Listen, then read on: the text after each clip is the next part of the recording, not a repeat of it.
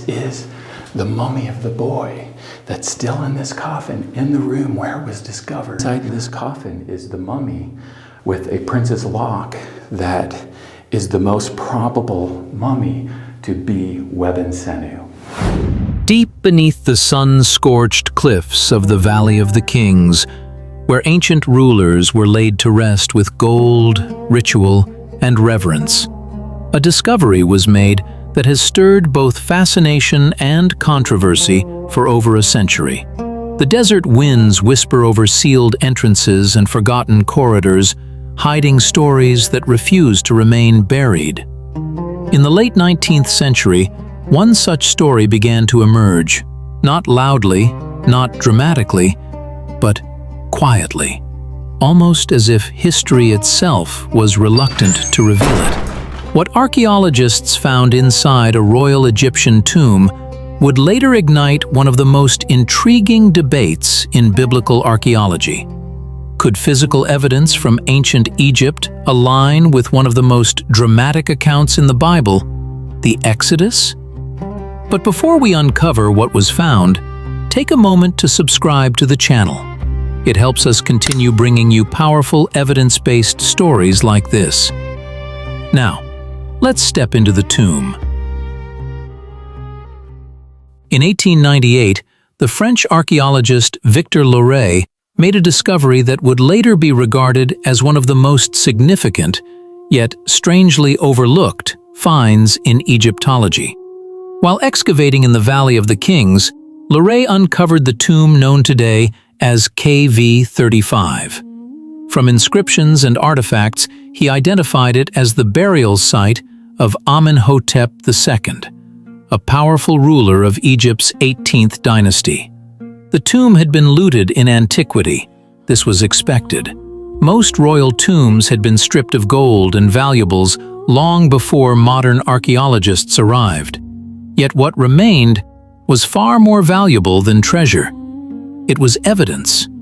As Loret and his team descended into the tomb's dark corridors, illuminated only by candlelight, they encountered chambers filled with broken artifacts, statues, and, most strikingly, bodies.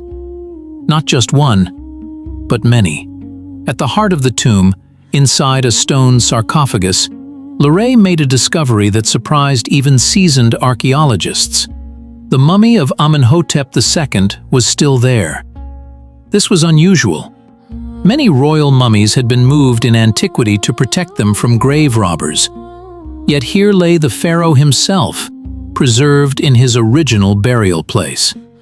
Later examinations by the anatomist Grafton Elliott Smith revealed something deeply unusual about this mummy. The body was covered in strange, raised lesions, described as tubercles or boil-like sores. This detail, at first glance, might seem insignificant. But when placed alongside the biblical account, it becomes deeply intriguing. In the book of Exodus, one of the plagues described is this: festering boils broke out on people and animals throughout the land. Exodus chapter 9, verse 10. Could this be coincidence? Or something more? As Loret continued exploring the tomb, he entered a side chamber, one that would prove even more significant than the pharaoh's resting place. Inside, he found 3 mummies. One of them was a child. The body was that of a young boy, estimated to be between 11 and 15 years old. But what caught Loret's attention was not just the age, it was the hairstyle. The boy had a shaved head, except for a single lock of hair on the side. This was no ordinary child. This was the unmistakable prince's lock, a symbol worn exclusively by royal sons in ancient Egypt. Nearby, Loret discovered fragments of canopic jars, used in mummification to store internal organs. One of these jars bore an inscription. The name read, Webensenu.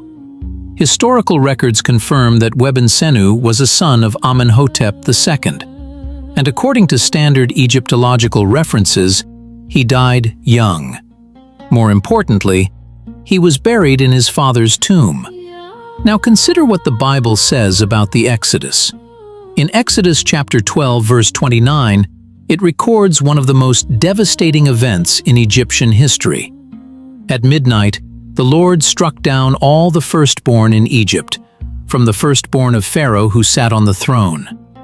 This was not symbolic, it was specific. The firstborn son of Pharaoh would die.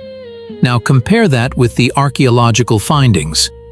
A pharaoh, Amenhotep II. A son, Webensenu. A child prince, dead before his father, buried in his father's tomb. In ancient Egyptian burial practice, once a king's tomb was sealed, no one was added afterward. This means that any individual buried inside must have died before the pharaoh himself. This detail is critical. It aligns precisely with the biblical sequence of events. One common objection arises immediately.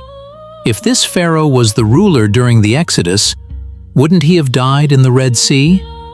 Interestingly, the Bible never explicitly states that Pharaoh himself drowned. In Exodus chapter 14, verse 28, it says the waters covered the chariots and horsemen, the army that pursued Israel, but Pharaoh is not specifically mentioned among the dead. Additionally, Psalm 136, verse 15, says that God overthrew Pharaoh and his army. Not necessarily that Pharaoh himself perished in the waters.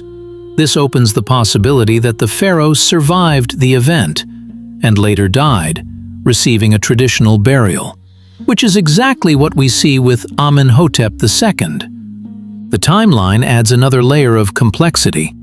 According to 1 Kings chapter 6, verse 1, the Exodus occurred 480 years before the construction of Solomon's temple, which is widely dated to around 966 BC. This places the Exodus at approximately 1446 BC. This period falls squarely within Egypt's 18th dynasty, the time of Amenhotep II. Even more compelling is the reign of his father, Thutmose III, who ruled for over 50 years. The Bible describes a long period during which Moses was absent from Egypt, about 40 years, Acts chapter 7, verse 30. This would require a pharaoh with an unusually long reign. Thutmose III fits this perfectly. He dies. Amenhotep II rises to power, and shortly after, the Exodus unfolds. It is important to approach this evidence with both curiosity and caution. Not all scholars agree that Amenhotep II was the pharaoh of the Exodus. Egyptian chronology is complex, and interpretations vary between high and low chronologies. Yet the convergence of details is difficult to ignore. A pharaoh from the correct time period, a son who died prematurely, a royal burial confirming the sequence of death, a mummy bearing unusual skin conditions, and a biblical narrative describing plagues, death, and judgment. Individually, these elements might be dismissed. Together, they form a pattern. This is not just about identifying a historical figure, it is about the intersection of faith and evidence. The Exodus is not merely a story, it is central to the identity of the people of Israel and foundational to the message of the Bible. If even fragments of this account are supported by archaeology, it invites us to reconsider how we view ancient texts, not just as literature, but as records rooted in real events.